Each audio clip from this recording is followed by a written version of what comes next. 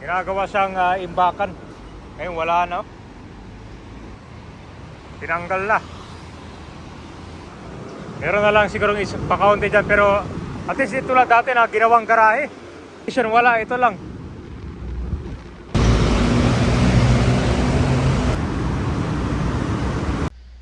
Yung puno ng illegal parking dati dito sa ilalim ng expressway, ngayon wala na. Ito yung nagkaroon ng groundbreaking.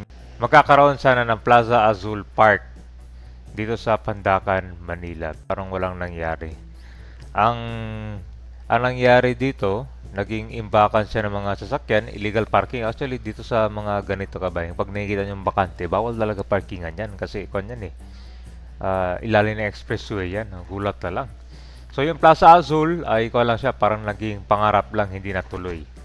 Ang project pala to ay under ng MMDA na Adapt Apart program, na kung saan gagawa sila ng mga green space dito sa city, so makapag-provide ng public events at iba pang mga activities na pwede gawin dito sa park.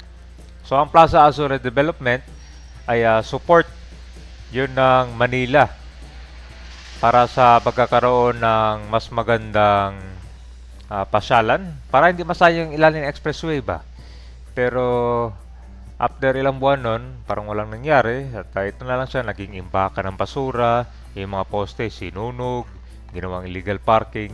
Pero ngayon, pagkabalik ni Yorme may gobyerno na dito sa Manila, bawal na yung parkingan dito.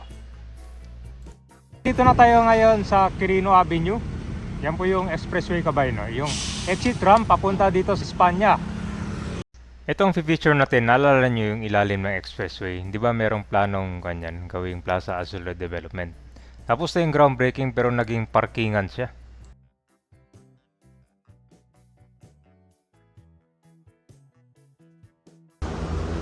Malinis na rin yung kon dito. Itong footbridge, dati puno ng mga kon dito, basura. Ginagawa siyang imbakan. Bago pagkaupo ni Yorme kasi malaking problema talaga dito yung basura, yung collection. Kaya pag dumaan kayo dito, akala mo dam site, tapos puno pa ng mga parkingan dyan dati. Ayun, tinan mo naman, no? Tinanggal na. Pangit tingnan kapag gawing parkingan to kasi kanyan, kalsada. Pero tinayuan lang siya ng expressway.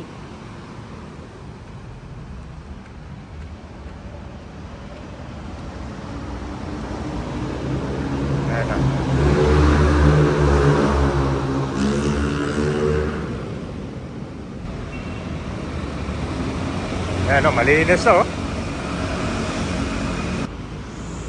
Talagang dinugyot. Yun ang problema ito, yung amoy ko lang, etchas, nakaihi.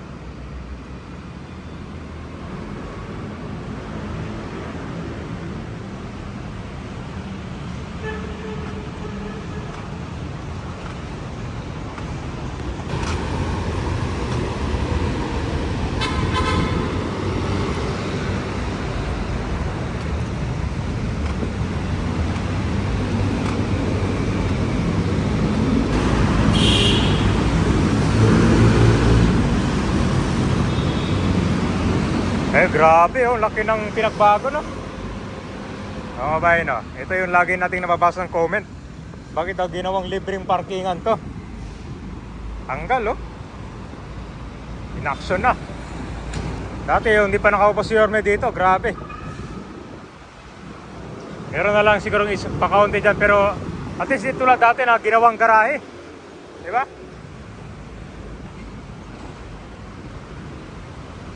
Ito dito kabay sa ilalim na to, meron talagang planong i-develop to. Yan yung Plaza Redevelopment. So parang kuwan siya dito, parang open space. May mga puno, may mga bench, may mga playground.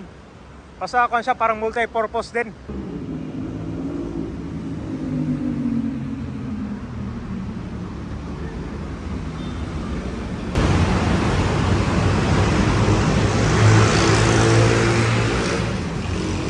Camping, oh.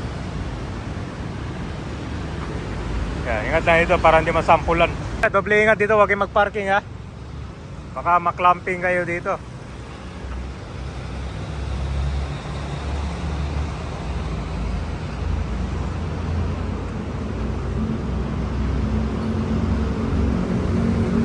Yan yung problema ito kapag napabayaan tsaka di ma-develop. Tinan mo, ginawan ko, no? Lutuan.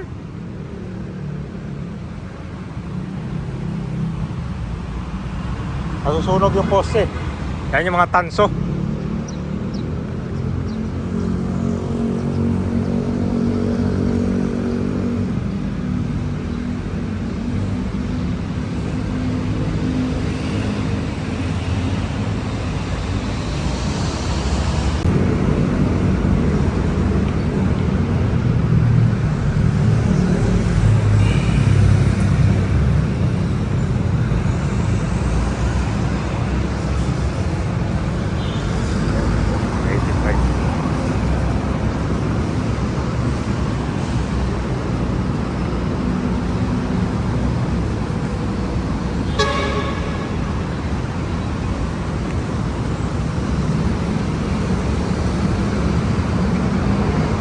Gear lang po.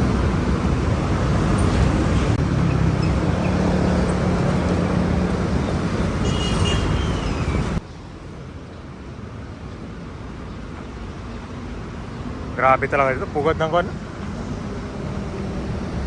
Buti binabantayan to, kundi puno to ng mga barong-barong katagalan.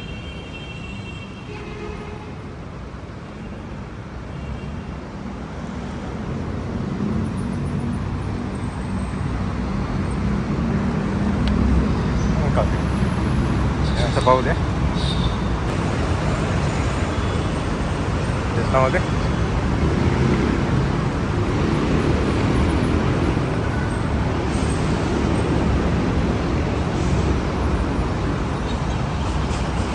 Schedule this.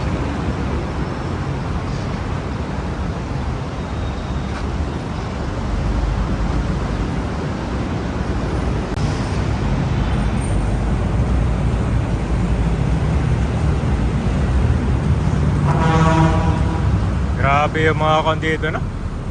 Talagang tinake advantage nila.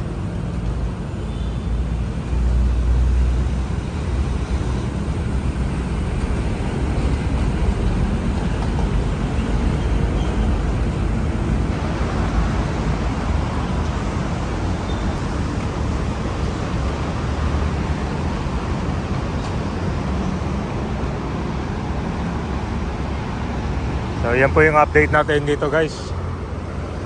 So far wala na yung dito illegal parking. Kala kasi nila kahit hindi madaanan ng mga sasakyan pwede na magparkingan. Pero ito kasi konto ilalim ng expressway, no?